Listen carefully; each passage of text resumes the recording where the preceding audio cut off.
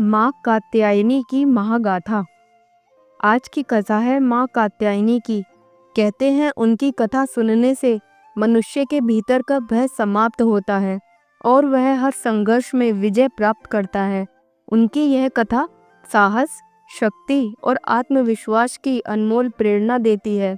प्राचीन काल में जब असुरों का बल दिनों दिन बढ़ता गया और देवता बारंबार पराजित होकर अपने अधिकारों से वंचित होने लगे, तब संसार की समस्त शक्तियां संतुलन खो बैठीं। शुंभ और निशुंभ नामक दो महादैत्य अपने तप और बल के कारण अपराजय बन चुके थे। उन्होंने इंद्र, वरुण, कुबेर, अग्नि, यम तक के पद छीन लिए और स्वयं स्वर्गलोक पर अधिकार जमा लिया। समस्त देवता भय और निराशा से व्याकुल होकर त्रिलोक में इधर उधर भटकने लगे। कोई भी उनके अत्याचारों को सहने की क्षमता नहीं रखता था। देवता हर बार युद्ध करते, किंतु शुंभ निशुंभ की असुर सेनाएं इतनी प्रचंड और अजेय थी कि देवता क्षण भर भी उनके सामने टिक नहीं पाते। सारे लोकों में आतंक व्याप्त हो गया। वेदपाठ रुक गए, यज्ञ व्रत समाप्त होने लगे, साधुओं और ऋषियों का जीवन संकट में पड़ गया। तब देवता सामूहिक रूप से कैलाश पर्वत की ओर गए और वहां त्रिमूर्ति ब्रह्मा, विष्णु और महादेव को अपने दुख सुनाए। देवताओं की करुण पुकार सुनकर ब्रह्मा जी ने कहा, इन दैत्यों का वध केवल आदिशक्ति ही कर सकती है, हमें देवी का आवाहन करना होगा। विष्णु जी और शिव जी ने भी सहमति जताई। तब सब देवताओं ने एक स्वर में स्तुति की। उनकी आंखों से आंसू बहते रहे और उनके हृदय से पीड़ा की ज्वाला निकलकर आकाश में गूंज उठी। उस करुण पुकार से एक दिव्य तेज प्रकट हुआ। वह तेज अनेक देवताओं के तेज से मिलकर एकत्रित हुआ और उसी से एक अद्भुत रूपवती देवी का अवतरण हुआ।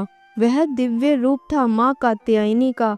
उनका नाम कात्यायनी इसलिए पड़ा क्योंकि वह ऋषि कात्यायन के तप से प्रकट हुई। उनका वर्ण सुनहरा था, नेत्र सूर्य और चंद्रमा के समान दीप्तिमान। उनकी 4 भुजाएं थीं, एक हाथ में खड्ग, दूसरे में कमल, एक से अभय का वरदान देती और चौथे से आश्रय प्रदान करती। उनके वाहन के रूप में सिंह प्रकट हुआ, जिससे उनकी वीरता और भी अद्वितीय हो गई। देवताओं ने उन्हें देख जय जयकार किया और निवेदन किया, हे जगदम्बा, हमें शुंभ निशुंभ और उसके असुरों से मुक्ति दीजिए, आपका हम आवाहन करते हैं। देवी ने मधुर किंतु गंभीर स्वर में कहा, देवताओं, चिंता मत करो। जिन असुरों के कारण तुम्हें कष्ट हुआ है, उनका अंत निकट है। मैं शीघ्र ही उन्हें उनके कर्मों का फल दूंगी। इस प्रकार देवी ने देवताओं को आश्वस्त किया। उधर शुंभ और निशुंभ के महल में जब देवी के प्रकट होने का समाचार पहुंचा, तो दोनों दैत्यों ने उसे सुना और आपस में चर्चा करने लगे। शुंभ बोला, कहा जाता है यह देवी अद्वितीय रूपवती है, उसकी शोभा त्रिलोक में अनुपम है, मैं उसे अपनी पत्नी बनाऊंगा। निशुंभ ने भी सहमति दी और कहा, हाँ, यदि संसार का सबसे सुंदर रत्न प्रकट हुआ है तो वह हमारे अधिकार में होना ही चाहिए। तब उन्होंने अपने दूत चंड और मुंड को आदेश दिया, जाओ, उस देवी के पास जाओ और उसे संदेश दो कि शुंभ और निशुंभ संसार के स्वामी हैं। उन्होंने देवताओं को जीत लिया है, उनके पास असंख्य धन संपदा और वैभव है। तुम उनके महल में आकर रानी बनो, अन्यथा परिणाम भोगने के लिए तैयार रहो। आदेश पाकर चंड और मुंड देवी के पास पहुंचे। उन्होंने विनम्रता का ढोंग करते हुए कहा, हे देवी, हमारे स्वामी शुंभ और निशुंभ समस्त लोकों के अधिपति हैं। उन्होंने इंद्र का सिंहासन छीन लिया है। अब वह आपके रूप और सौंदर्य की चर्चा सुन चुके हैं। वह चाहते हैं कि आप उनके महल में चलें और उनकी महारानी बने। यदि आप ऐसा करेंगी तो आपको असीम वैभव मिलेगा। देवी ने शांत स्वर में कहा, दूतों, लौट जाओ और अपने स्वामियों से कहो कि मैं किसी भी प्रकार से उनके दुष्ट कर्मों की भागी नहीं बन सकती। मेरा विवाह केवल उसी से होगा जो युद्ध में मुझे पराजित करेगा। यदि तुम्हारे स्वामी मुझसे विवाह चाहते हैं तो वह युद्ध क्षेत्र में आए और अपनी शक्ति दिखाए। चंड और मुंड क्रोध से लाल हो गए। उन्होंने देवी को धमकी दी, तुम्हारे इन शब्दों का उत्तर हमारे स्वामी स्वयं देंगे।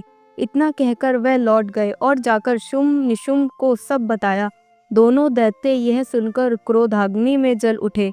उन्होंने कहा, यदि यह अभिमानी देवी अपने सौंदर्य पर इतराती है तो हम उसके अभिमान को चूर चूर कर देंगे। उन्होंने अपनी विशाल सेना तैयार की और युद्ध की तैयारी करने लगे और उन्होंने शपथ ली कि अब यह देवी चाहे जितनी शक्तिशाली हो, हम इसे परास्त करेंगे और देवताओं का घमंड चूर करेंगे। इस प्रकार महायुद्ध का अगला अध्याय आरंभ होने वाला था। शुंभ और निशुंभ के क्रोध के कारण उनके महल की दीवारें उनकी गर्जना से कांप उठी। शुंभ ने सिंहासन से उठते हुए कहा, यह अपमान असहनीय है। हमारी सेना का विनाश और सेनापतियों का वध हुआ है। अब यह देवी मृत्यु को आमंत्रित कर चुकी है। निशुंभ ने भी क्रोध में कहा, भाई, हमें और विलंब नहीं करना चाहिए। सारी दानव सेना को एकत्र करो और इस देवी को युद्ध में घेर लो, फिर देखो उसका अभिमान कैसे चूर होता है। तुरंत ही असुरों ने नगाड़े बजाए, शंखनाद गूंजे और असंख्य रथ, हाथी और पैदल योद्धा सुसज्जित होकर युद्ध भूमि की ओर बढ़े। उनकी भीषण ध्वनि से आकाश अंधकारमय हो गया, धरती कांपने लगी और समुद्र की लहरें ऊंची उठने लगी। इस महाशक्ति से देवता भी भयभीत होकर छिपने लगे, परंतु उन्हें मां कात्यायनी के वरद हस्त का स्मरण था। वह ऊपर से देख रहे थे कि किस प्रकार दैत्यों की भीषण सेना बढ़ रही है। मां कात्यायनी सिंह पर सवार होकर आकाश में प्रकट हुई। उनके मुखमंडल से प्रचंड प्रकाश निकल रहा था। उनके चारों हाथों में शस्त्र शोभा पा रहे थे। देवताओं ने आकाश से स्तुति की, हे अम्बे, यह समय है जब आपके चरणों से त्रिलोक्य की रक्षा होगी। उसी समय शुंभ ने आगे बढ़कर आकाश की ओर देखा और ऊंचे स्वर में बोला, हे देवी, तूने मेरे दूतों और सेनापतियों का वध कर घोर अपराध किया है, किंतु अब भी मैं तुझे एक अवसर देता हूँ। यदि तू मेरी रानी बनकर मेरे महल में चल आए तो मैं तुझे क्षमा कर दूंगा, अन्यथा युद्ध का परिणाम तुझे स्वयं भुगतना पड़ेगा। देवी ने सिंहासन से स्थिर मुद्रा में उत्तर दिया, शुंभ, तेरा यह अभिमान ही तेरा पतन बनेगा। मैंने स्पष्ट कहा था कि मेरा विवाह उसी से होगा जो युद्ध में मुझे पराजित करेगा। यदि तुझे अपनी शक्ति पर गर्व है तो आ जा और युद्ध कर। मैं धर्म की रक्षा हेतु यहाँ हूँ और अधर्म का अंत निश्चित है। देवी की गर्जना सुनकर समस्त देवता पुलकित हो उठे और असुर सेना क्रोध से कांपने लगी। निशुंभ ने अपनी विशाल गदा उठाई और बोला, देवी, तू अपने सौंदर्य पर गर्व करती है। देखना, अब तेरे शरीर को असंख्य तीर छलनी करेंगे। तेरे अस्त्र शस्त्र मेरे बल के आगे तिनके समान हैं। देवी ने शांत स्वर में कहा, निशुंभ, अधर्म का बल कितना ही प्रबल क्यों ना हो, सत्य और धर्म के सामने टिक नहीं सकता। इतना सुनते ही असुर सेना ने एक साथ प्रहार किया। आकाश तीरों से ढक गया, परंतु देवी का तेज ऐसा था कि वह सब तीर उनके शरीर को छूने से पहले ही भस्म हो गए। सिंह ने गर्जना की और अपने नखों से असुर योद्धाओं को चीर डाला। देवी ने खड़ग से प्रहार किया तो उनके वार से एक साथ सैकड़ों दैत्य धराशायी हो गए। उनका त्रिशूल घूमता तो असंख्य दैत्य चीखते हुए प्राण त्याग देते। देवी के प्रत्येक प्रहार से पृथ्वी थर्रा उठी, असुरों की शक्ति टूटने लगी, किंतु शुंभ और निशुंभ अब भी डटे हुए थे। शुंभ ने गर्जना की, हे देवी, तेरा यह रूप केवल छल है। तू अकेली क्या कर पाएगी? तेरे पीछे देवताओं की सेना छिपी है। देवी ने हंसते हुए उत्तर दिया, शुंभ, मैं अकेली ही समस्त विश्व की शक्ति हूँ। समस्त देवताओं की शक्तियाँ मुझ में विलीन हैं। मैं ही आदि शक्ति हूँ। तेरा यह मोह और संदेश अब समाप्त होगा। इतना कहते ही उनके शरीर से असंख्य देवियों का प्रकट होना शुरू हुआ। प्रत्येक देवी अस्त्रों से सुसज्जित थी और वह असुरों पर टूट पड़ी। काली, तारा, भुवनेश्वरी, भैरवी और अनेक रूप प्रकट हुए और असुर सेना में हाहाकार मच गया। देवता यह दृश्य देखकर स्तब्ध रह गए। आकाश पुष्पों से भर गया, किंतु युद्ध अभी प्रारंभिक अवस्था में था। शुंभ और निशुंभ स्वयं मैदान में उतरने वाले थे और यही क्षण था जब महाभारत सा संग्राम होने वाला था, जिसमें अधर्म का अंत निश्चित था। युद्ध भूमि में अब केवल रक्त की नदियां बह रही थी। असंख्य रथ, घोड़े और हाथी भूमि पर बिखरे पड़े थे। दैत्यों के नगाड़े और शंख मौन हो चुके थे। चारों ओर केवल देवी के सिंह की गर्जना और असुरों की चीखें गूंज रही थी। इस समय निशुंभ ने अपनी गदा आकाश में घुमाते हुए पुकारा, हे देवी, तूने हमारे सेनापतियों और योद्धाओं का विनाश किया। अब मैं स्वयं तेरे जीवन का अंत करूंगा। देवी शांत किंतु प्रखर स्वर में बोली, निशुंभ, यदि तुझे अपनी शक्ति पर इतना विश्वास है तो आजा, देख ले कि धर्म के सम्मुख अधर्म का क्या परिणाम होता है। इतना सुनते ही निशुंभ ने अपनी गदा देवी पर फेंकी। वह गदा पर्वत सी भारी थी, जिसकी गति से आकाश कांप उठा, किंतु देवी ने अपने त्रिशूल से उसे आकाश में ही चूर चूर कर दिया। उसी क्षण उन्होंने अपना खड्ग घुमाकर वार किया और निशुंभ का रथ, सारथी और घोड़े सब एक ही वार में नष्ट हो गए। निशुंभ क्रोध से दहाड़ता हुआ फिर खड़ा हुआ और बोला, देवी, तू चाहे कितनी भी शक्तियां प्रकट कर ले, मैं तुझे परास्त करके ही रहूंगा। यह कहकर उसने एक साथ कई अस्त्र छोड़े, अग्निबाण, शूल, शक्ति और परशु। देवी ने अपनी दिव्य शक्ति से उन सभी अस्त्रों को निष्फल कर दिया। उनके एक ही बाण से निशुंभ घायल होकर भूमि पर गिरा। देवी ने गरजते हुए कहा, निशुंभ, अधर्म का अंत यही है। और फिर उन्होंने अपने खड्ग से वार कर उसका वध कर दिया। युद्ध भूमि में असुरों और सेनापति निशुंभ अब मृत पड़ा था। शुंभ ने यह दृश्य देखा तो उसका क्रोध 7वें आसमान पर पहुंच गया। वह गर्जना करते हुए बोला, हे देवी, तूने मेरे भाई का वध किया। अब मैं तुझे आकाश में ले जाकर युद्ध करूंगा, ताकि कोई यह ना कह सके कि तूने छल से मुझे परास्त किया। ये कहकर शुंभ आकाश में उड़ गया और देवी को चुनौती दी। देवी भी सिंह सहित आकाश में जा पहुंची। वहां दोनों के बीच भयानक संग्राम हुआ।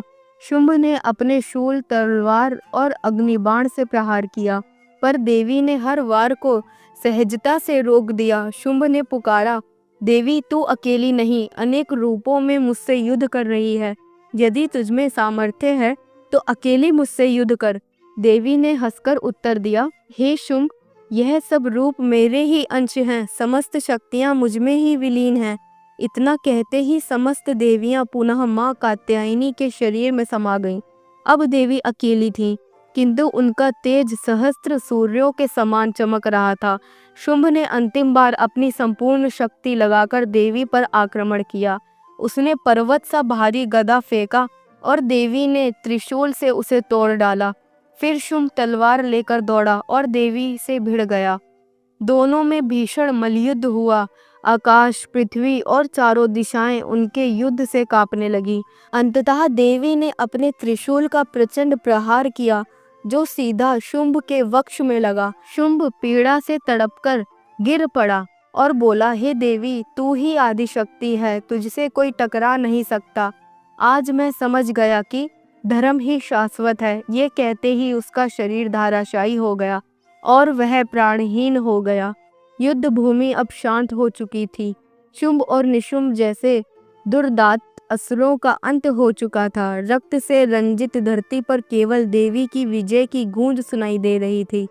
आकाश से अप्सराएं पुष्प वृष्टि कर रही थी, गंधर्व वीणा और मृदंग बजा रहे थे और देवताओं के मुख पर अपार आनंद छा गया था।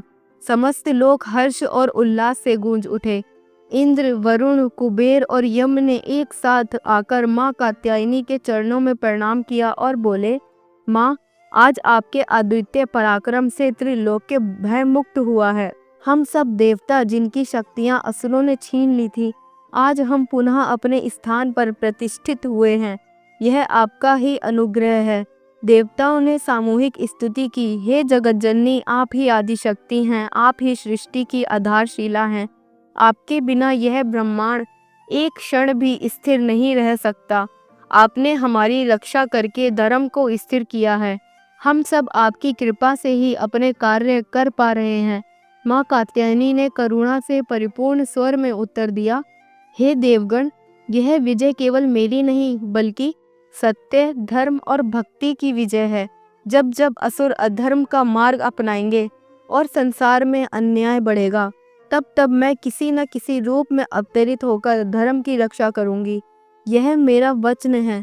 इसके बाद देवी ने अपने भक्तों के लिए एक विशेष वरदान दिया। उन्होंने कहा, जो मनुष्य नवरात्रि में मेरी उपासना करता है, नियम पूर्वक व्रत और पूजा करता है, उसे मैं हर प्रकार की सिद्धि प्रदान करती हूँ।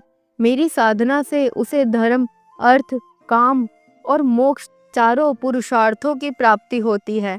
जो मुझे सच्चे मन से स्मरण करता है, उसके जीवन से भय और दुख दूर हो जाता है। देवताओं ने पुनः प्रणाम किया और बोले, माँ, आपकी कृपा से ही यह ब्रह्मांड संतुलित है। आप ही शक्ति हैं, आप ही शांति हैं और आप ही विनाश भी हैं। हम सब आपके शरणागत हैं। इसके बाद देवी ने अपनी करुणामयी दृष्टि से सबको आशीर्वाद दिया। उनके तेज से आकाश और पृथ्वी प्रकाशित हो उठे। फिर धीरे धीरे वह अपने अदृश्य स्वरूप में समा गईं। देवगण अपने अपने लोकों में लौट गए। इंद्र ने पुनः स्वर्ग का शासन संभाला। वरुण ने जल पर और यम ने धर्म पर अपना अधिकार पाया। धरती पर भी शांति और समृद्धि लौट आई। यही कारण है कि नवरात्रि में माँ कात्यायनी की पूजा का विशेष महत्व है। कहा गया है कि इस दिन व्रत पूजा करने वाले साधक को असाधारण तेज, पराक्रम और साहस प्राप्त होता है। साथ ही उसे सभी प्रकार की सिद्धियां भी मिलती हैं। इस प्रकार शुंभ और निशुंभ का वध करके माँ कात्यायनी ने न केवल देवताओं को पुनः उनका अधिकार लौटाया, बल्कि यह भी सिद्ध किया कि सत्य और धर्म चाहे कितनी भी कठिन परीक्षा से गुजरे, अंततः विजय उसी की होती है। दोस्तों, इस कथा में आपने सुना कि शुंभ और निशुंभ का वध माँ ने किस प्रकार किया। अब हम कल की कथा में सुनेंगे कि माँ कालरात्रि ने चंड और मुंड का वध किस प्रकार किया। तो कल की कथा आपसे छूट ना जाए, इसलिए हमारे चैनल भक्ति धारा कहानियाँ को अभी सब्सक्राइब करें। और आपको माँ कात्यायनी की यह कथा पसंद आई हो तो इस वीडियो को लाइक और शेयर करना ना भूलें। कमेंट बॉक्स में जय माँ कात्यायनी ज़रूर लिखें। मिलते हैं नवरात्रि के 7वें दिन माँ कालरात्रि की कथा के साथ। जब तक के लिए जय माँ कात्यायनी। हर हर महादेव।